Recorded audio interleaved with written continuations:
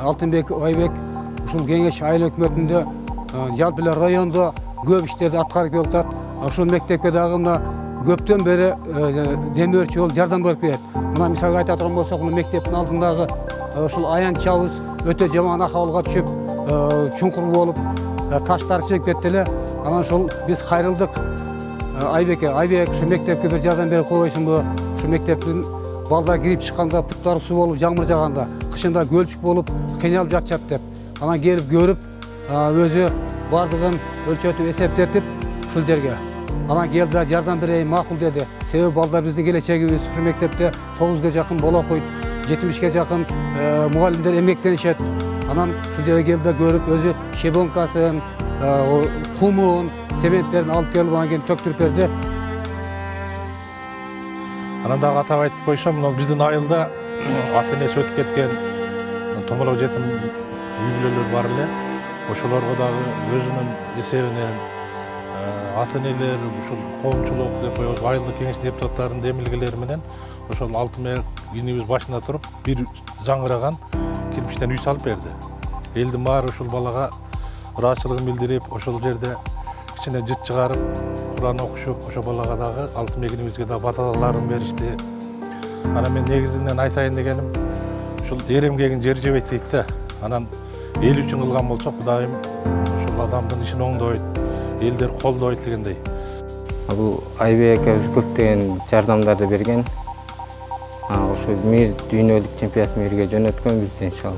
Жардам берген, өз каражатын бир аз болсо да бөлүп берген да.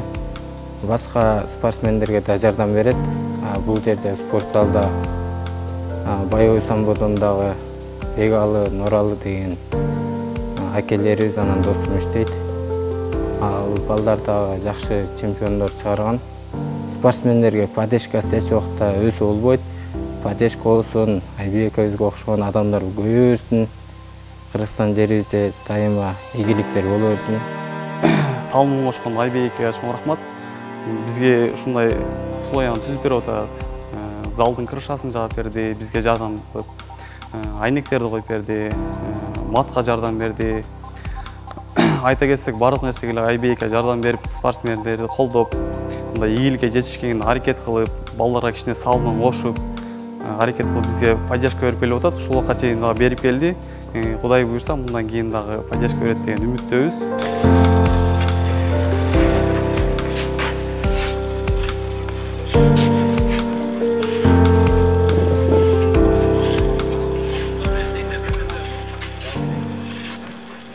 Назарыңыздарда турган ушул кичи футбол аянтчасы, газонубуз иншалла башталган эле, бирок карантин себептүү токтоп калды, кайра жүрүп жатат. Бүтөйүн деген аз гана убакыт калды.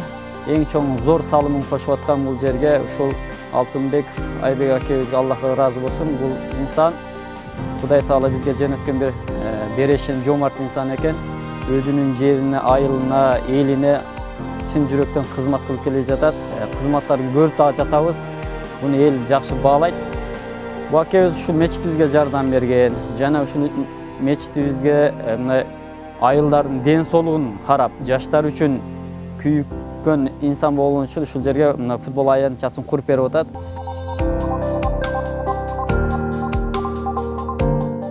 Биз эмне дейбиз? Терең ыраазычылык билдиребиз. Ушул акебизге иштерине ийгилик, ден соолугу чын болсун, өмүрү узан болсун, келечекте мындан дагы жакшы бүтүндөй Кыргызстан элибизге салымын кошкон, жардамын кошкон, элибиз, жерибиз үчүн күйүккөн инсандардан кылсын. Кылып аткан иштер жөнүндө дагы бир нерсени айтып коюуну туура көрдүк.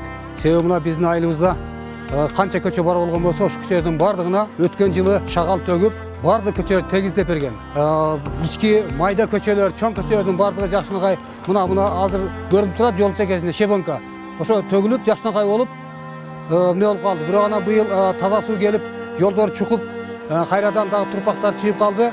Анан азыр ар бир үйгө крандарды киргизип, сууну киргизгенден кийин Айбек айтты, дагы бир сыйра щебенка төгүп ушул жолдорду тегиздеп берем деп.